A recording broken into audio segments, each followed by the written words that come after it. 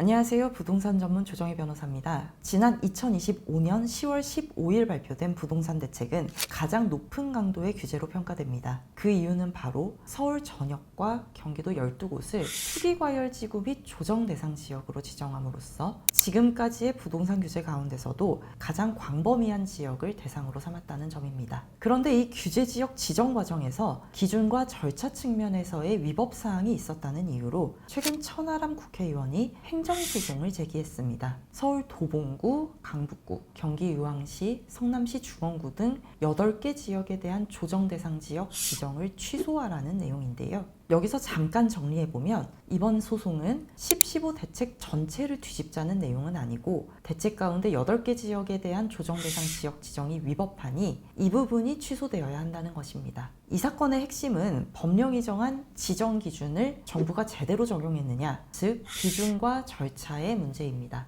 이 사건에서 문제가 된 법령 규정은 투기과열지구 지정 기준에 관한 주택법 시행령 제72조의 2 그리고 조정 대상 지역의 지정 기준에 관한 제72조의 3으로 소송을 제기한 천하람 의원 측에서는 제72조의 2, 제72조의 3 각 제1항에 따라서 지정일이 속하는 달에 바로 전달부터 소급해서 3개월, 그러니까 10월 15일 바로 전달인 9월부터 8월, 7월 이렇게 3개월간의 통계를 적용해야 한다고 주장하고 있고요. 이에 대해서 국토교통부에서는 같은 조 제2항에 따라서 9월 통계가 없는 경우에 해당해서 6월부터 8월까지 3개월간의 통계를 적용했으므로 이번 규제는 적법하게 이루어졌다는 입장입니다. 국토교통부의 설명을 더 자세히 보면 이번 규제를 앞두고 주거정책심의위원회에서 심의 및 의결한 10월 13일, 14일에는 부동산원의 월간 주택가격 동향조사는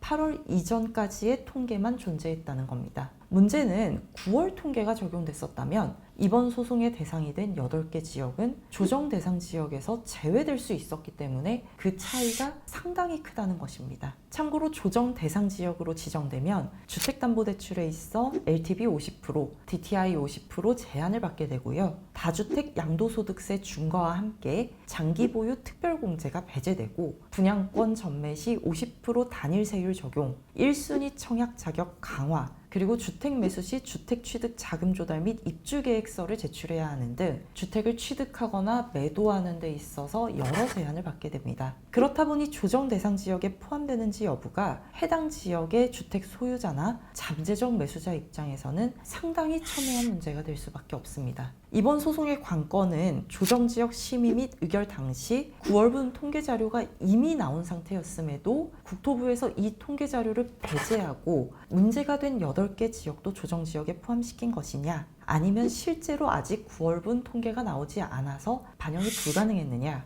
이 부분에 대해서 사실관계가 어떻게 밝혀지는지가 될 것으로 보입니다. 또한 조정 대상 지역 지정이 행정소송의 대상이 되는 처분으로 인정될 수 있을지도 중요한 판단 대상이 될 것으로 예상됩니다. 이번 소송을 통해서 조정 대상 지역 지정이 국민의 권리 의무나 법률 관계에 직접적으로 영향을 미치는 행위인지에 대해서 법원이 어떤 입장인지도 확인될 것으로 보입니다. 아무쪼록 이번 판단이 앞으로의 부동산 대책에도 계속 영향을 줄 수 있다는 점에서 그 귀추가 주목됩니다. 지금까지 부동산 전문 조정희 변호사였습니다. 감사합니다.